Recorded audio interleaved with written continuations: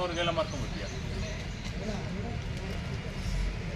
ಏಯ್ ಇಲ್ಲ ನಾವೇ ಮಾಡಿಸ್ತೀವಿ, ಕೆಲಸ ರೆಡಿ ಇದೆ.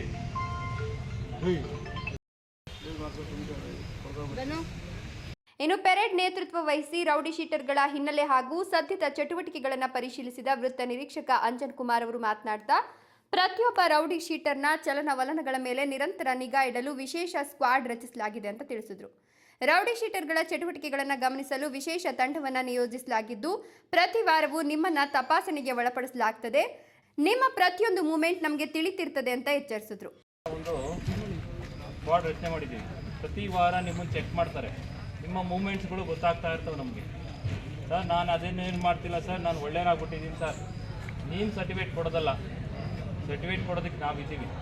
ಒಳ್ಳೆ ಕೆಲಸ ಮಾಡ್ತಾಯಿದ್ರೋ ಇಲ್ವೋ, ಇವಾಗ ನನ್ನ ಕೇಸ್ ಕ್ಲೋಸ್ ಆಗ್ಬಿಡ್ತು ಸರ್, ನಾನು ಏನೂ ಆ್ಯಕ್ಟಿವಿಟೀಸ್ ಇಲ್ಲ ಸರ್ ಅಂದರೆ ಬಿಟ್ಬಿಡಲ್ಲ ಯಾರನ್ನು. ಗೊತ್ತಾಯ್ತಾ ಪ್ರವೀಣ? ಬಿಟ್ಟು ರೆಡಿ ಇರ್ರಿ ಊರು ಬಿಡೋದಕ್ಕೆ. ಮತ್ತೇನಾದರೂ ನಿಮ್ಮವೇನಾದರೂ ಇನ್ವಾಲ್ವ್ಮೆಂಟ್ಸ್ ಗೊತ್ತಾಯಿತು ಅಂದರೆ ನಮ್ಮ ಫ್ರೀಕ್ವೆಂಟಾಗಿ ಚೆಕ್ ಮಾಡ್ತಾರೆ. ಇಮಿಡಿಯೇಟ್ ಆಲ್ರೆಡಿ ಎಲ್ಲರಿಗೂ ಬಾಂಡ್ ಓವರ್ ಮಾಡಿದ್ದೀವಿ. ಮತ್ತೇನಾದರೂ ಕೇಸ್ ರಿಜಿಸ್ಟರ್ ಆಯಿತು, ನೀವು ಹೇಳಿರ್ತಕ್ಕಂಥ ಬಾಂಡ್ ಓವರ್ ಅಮೌಂಟ್ನ ಕಾನ್ಫಿಸ್ಕೇಟ್ ಮಾಡ್ತೀವಿ.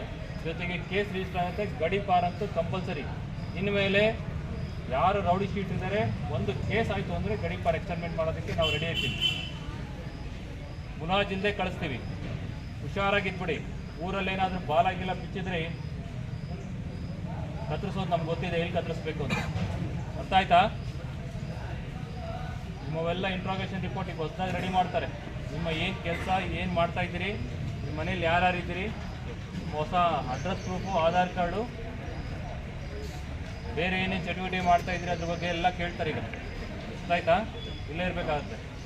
ಇನ್ನು ಪೆರೇಡ್ನಲ್ಲಿ ಹಾಜರಿದ್ದ ಎಲ್ಲ ರೌಡಿ ಶೀಟರ್ಗಳ ಪ್ರಸ್ತುತ ಕೆಲಸ, ಜೀವನೋಪಾಯದ ಮಾರ್ಗ, ಕುಟುಂಬದ ಸದಸ್ಯರ ವಿವರಗಳು, ಆಧಾರ್ ಕಾರ್ಡ್ ಸೇರಿದಂತೆ ಪ್ರಸ್ತುತ ವಿಳಾಸದ ದಾಖಲೆಗಳು ಹಾಗೂ ಇತ್ತೀಚಿನ ಇಂಟ್ರೋಗೇಷನ್ ವರದಿಯನ್ನ ಪೊಲೀಸರು ಪಡೆದುಕೊಂಡು ಸೂಕ್ತ ಮಾಹಿತಿಗಳನ್ನು ನವೀಕರಿಸಿಕೊಂಡ್ರು.